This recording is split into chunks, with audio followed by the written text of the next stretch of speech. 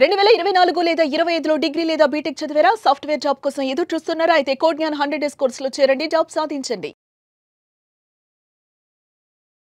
నేను సునీల్ కుమార్, భూచట్టాల నిపుణు, న్యాయవాది, నల్సారి విశ్వవిద్యాలయంలో అనుబంధ ఆచార్యులుగా పనిచేస్తున్నాను.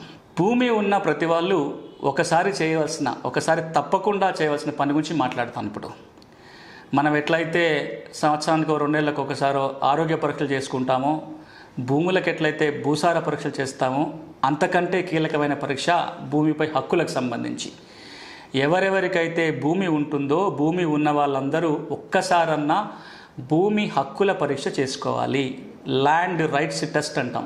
అంటే మీ హక్కులు భద్రంగా ఉన్నాయా లేదా తెలుసుకోవడానికి పనికొస్తుంది ఈ పరీక్ష. అంతేకాదు, మీ హక్కులు భద్రంగా ఉన్నా సరే ఈ పరీక్ష కోసం మీరు ఏదైతే కాగితాలు పోగేస్తారో ఎప్పటికైనా ఈ భూమి ఉన్నంతకాలం, ఆ భూమి మీ చేతిలో ఉన్నంతకాలం ఆ హక్కులు కాపాడడానికి ఈ రికార్డులే మీకు ఉపయోగపడతాయి. దురదృష్టం ఏంటంటే అంత లోతుగా చూడకుండానే భూములు కొనుగోలు చేసుకోవటంలో, భూమి వచ్చిన తర్వాత అనుభవిస్తున్నాం కదా ఇంకేం కాదులే అనే ఒక భావనలోనే ఎక్కువ మంది ఉన్నారు. అలాంటి భావన ఇప్పుడు సరైనది కాదు. ఒకప్పుడు భూమి ఉంటే చాలు, కానీ ఇప్పుడు భూమితో పాటు భూమికి కాగితాలు ఉంటే తప్ప ఆ భూమి నుంచి లబ్ధి పొందలేని పరిస్థితి.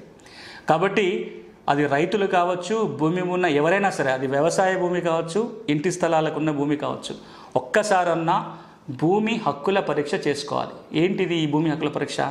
ఇది మీరు ఎక్కడికో ఆఫీసులకు పోయో ల్యాబులకు పోయో చేసుకునే పరీక్ష ఏం కాదు. మీరే చేసుకోగలిగే ఒక అతి సులభమైన పరీక్ష.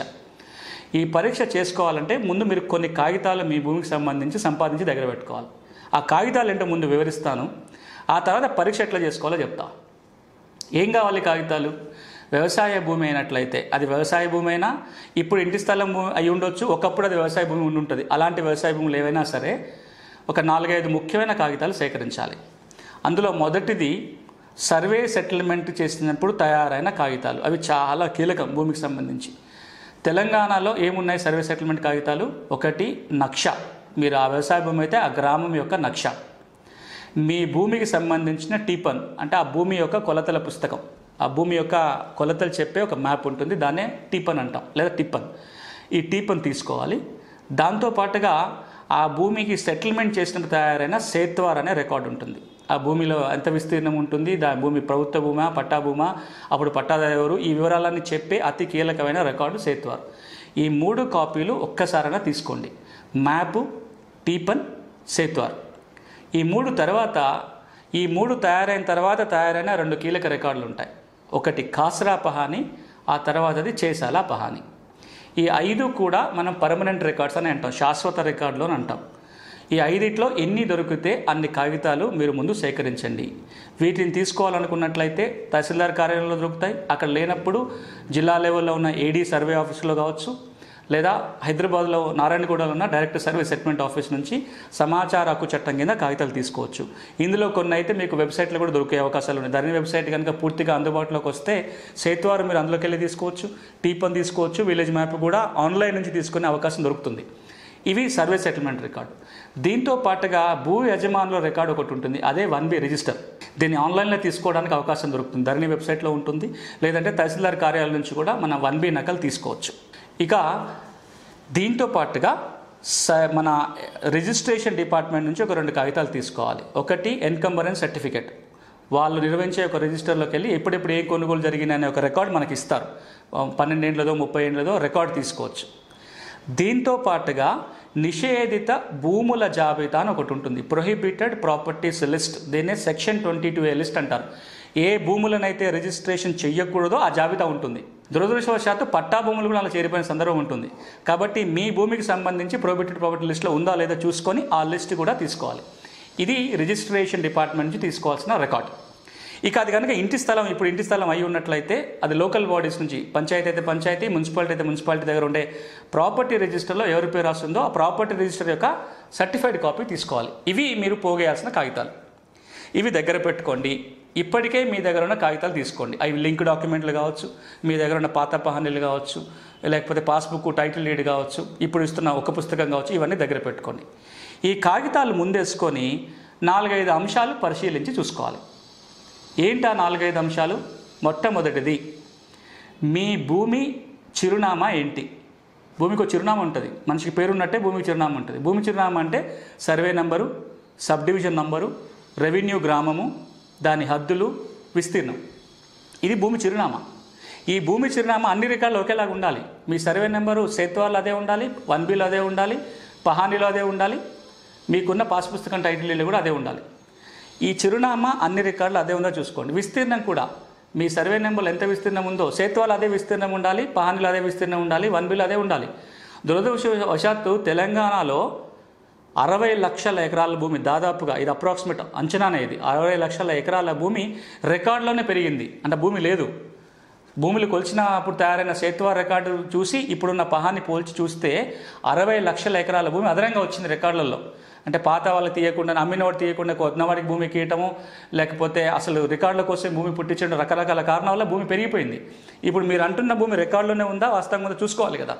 ఇది ఫస్ట్, అంటే భూమి చిరునామానే వెతుక్కోవటం. 2, భూమి క్లాసిఫికేషన్, అంటే స్వభావం ఏంటో చూడాలి. ప్రభుత్వ భూమా, పట్టా భూమా, ఇనామా, అసైన్మెంటా, లేకపోతే ఫారెస్టా, ఇది ఏ కేటగిరీ కింద వస్తుందనేది చూడాలి. ఇది కూడా సేత్వాల్లో ఏది ఉంటే అది కరెక్ట్. సేత్వాల్లో ఒకలాగా, పహానీలో ఒకలాగా ఉంటే దానికి కలెక్టర్ ఉత్తర్వులు ఉండాలి. కలెక్టర్ ఉత్తర్వులు లేకుండా కనుక భూమి స్వభావం మారితే అది కరెక్ట్ కాదు.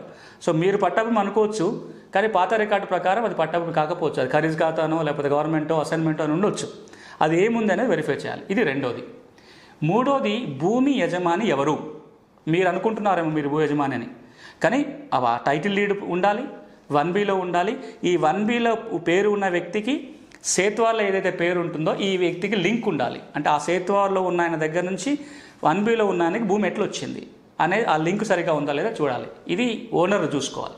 ఇక 4వది, ఎవరి స్వాధీనంలో ఈ భూమి ఉంది అని వెరిఫై చేయాలి. అది పహానీలో సాగుదారి కాలంలో ఎవరి ఉంది, ఫీల్డ్లో ఎవరు ఉందో చూసుకోవాలి. ఇవన్నీ చూసిన తర్వాత నెక్స్ట్ చేయాల్సింది ఏంటంటే, ఇప్పుడు మీకు సమస్య ఏది ఉందో అర్థమైపోతుంది. ఇవన్నీ పరిశీలిస్తే భూమికి ఏం సమస్య ఉందో మీరు రాయండి.